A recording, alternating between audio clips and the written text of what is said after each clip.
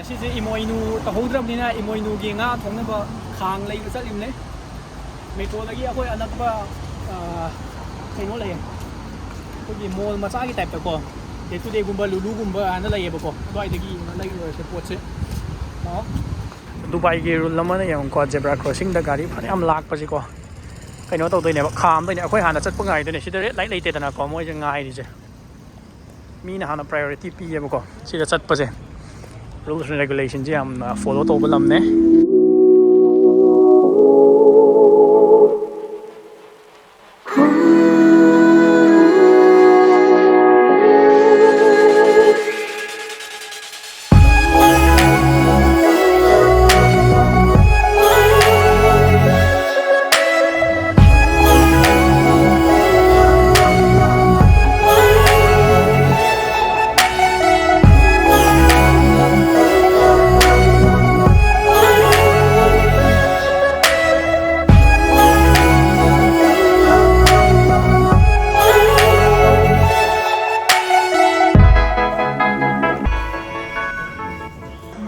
ꯍꯧꯖꯤꯛ ꯑꯩꯈꯣꯏꯅ ꯁꯤꯅ ꯗꯨꯕꯥꯏ ꯏꯟꯇꯔꯅꯦꯠ ꯁꯤꯇꯤꯒꯤ ꯃꯊꯪꯗ ꯃꯁꯔꯦꯛꯀꯤ ꯃꯊꯪꯗ ꯃꯣꯜ ꯑꯣꯐ ꯏꯃꯦꯔꯦꯖꯃꯦꯟ ꯑꯩꯈꯣꯏ ꯆꯠꯇꯣꯏꯁꯤ The next station is Mall of the Emirates.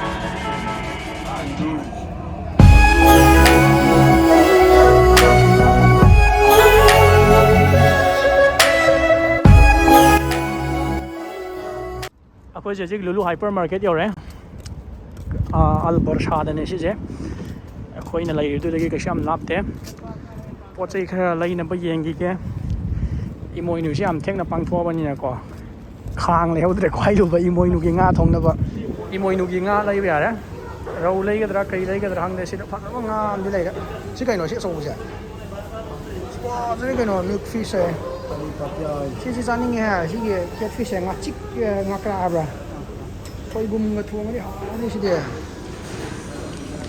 ꯇꯧꯔꯦ ꯀꯩꯅꯣ ꯁꯤꯁꯦ ꯁꯤ ꯐꯖꯔꯦ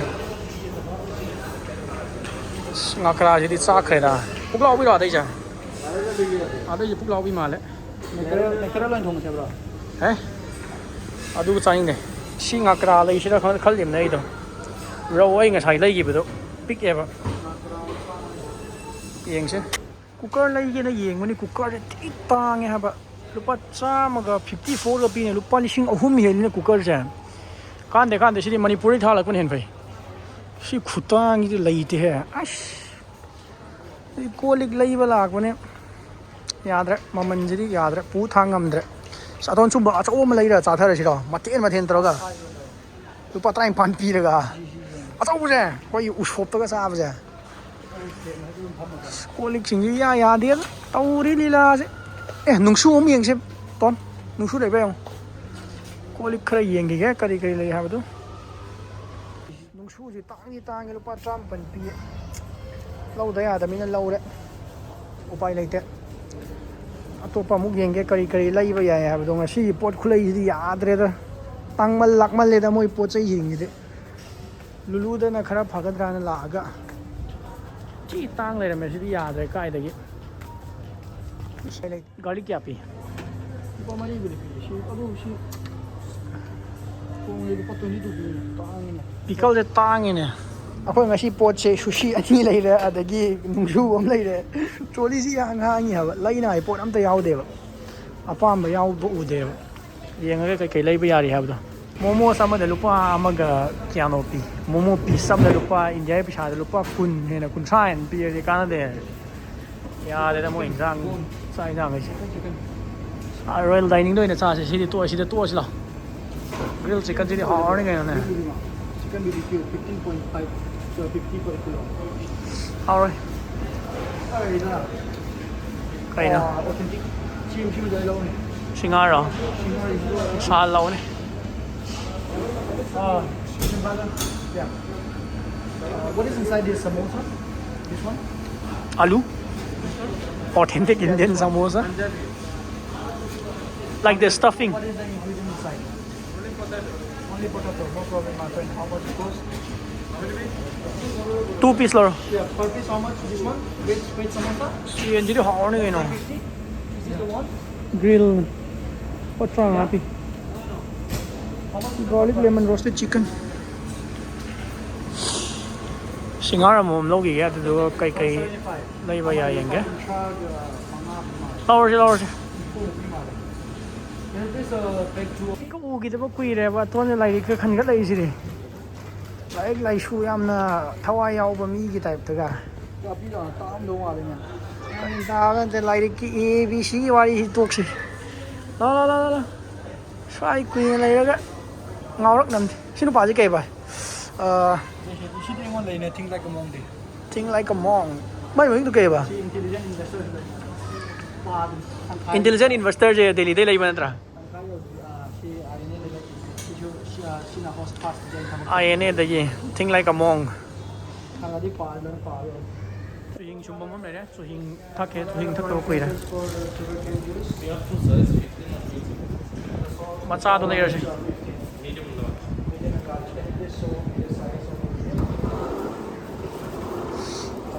Suhing thắc thôi nhé. Suhing glass am da lupa kun ne kun na je ni phu oi de ne. Manipur de maya lupa kya pi tara la tanga ra. Samri pi ya ta nge de. Glass am tha ge. Delhi de ka maya na sum bu ni ne du.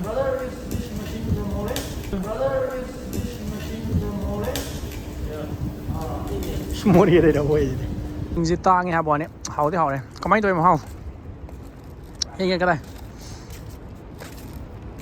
hậu đi hậu này, mà hậu sẽ hậu đấy. Quán thum mà hậu thì tắc lo, cái này xí này đấy. Lupa Manipur này xí đó, Lupa Manipur hay chứ 800 rupees India này có cái giống nhà đó. Thum mấy phải không? Lemon juice cái thằng hộp vậy. Sheraton Hotel, Taj Mahal de nang su Sheraton rồi. Burj Al Arab se ada u re, se dagi u ka hang de zoom tau ge, si da lai se Burj Al Arab ne si je Burj Al Arab. Akhoi se pot lai ba loi ra. Hala kai sham kan lai rak tren nung su lai ra dagi achar ga kai ga khar lai ra char adum hale. Pot chai khar yenge Emirates Mall ne si ge Emirates Mall chang u re.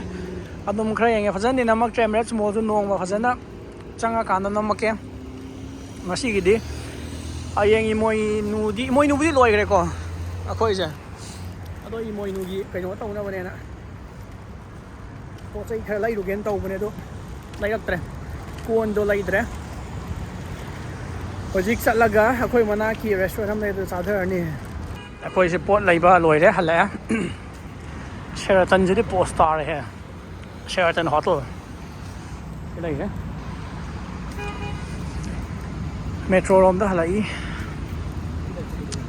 Metro tuông cái trận nào mà còn. Chỉ đây là Burj Al Arab. Burj Al Arab sẽ hình gì nữa. La PU vậy. Emirates Mall kìa, coi vào xoay thì xoay tối. Xoay lấy. Mỹ học chỉ làm của thôi đó là gì đấy.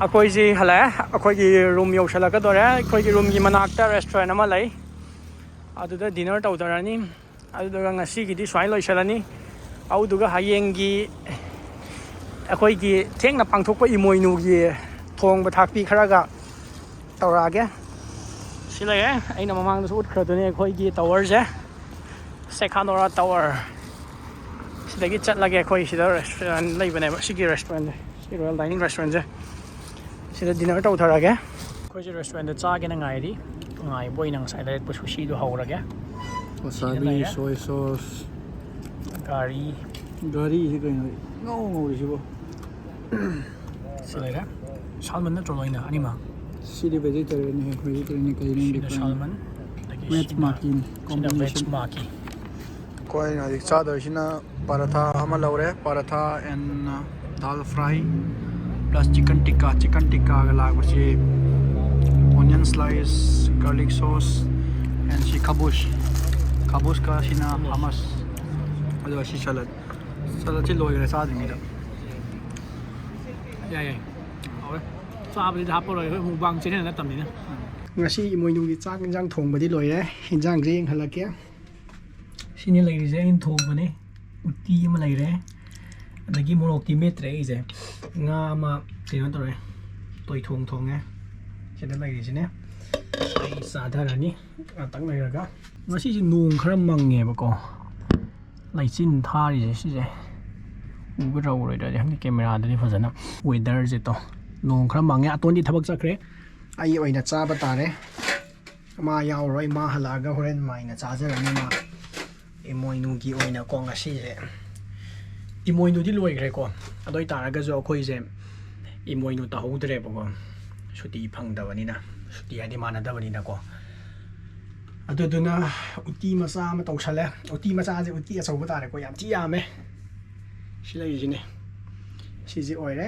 aduduga nga toi thong thong ba siga taraga charage adudu aton horen hala di horen mate amadum namba yaraga di aduzu dum hapa ge video da ko koi ba khotpa adagi dubai da lak pagi video semo kholo na haibado semake adum tama tama semake hojik se koi je suti je manada bani na ko koi chalaga namga da su phang da bodo koi nga ta su namba yade da na ko haide namakani koi ba chat pai ju dum hapa ke tam tam no ko ngasi ge di Emoinu gi vlog masam su mayam da share taw jabane adi ai mok test to ki Emoinu gi hojik nga cha ba loire mathen je kam taw hai ro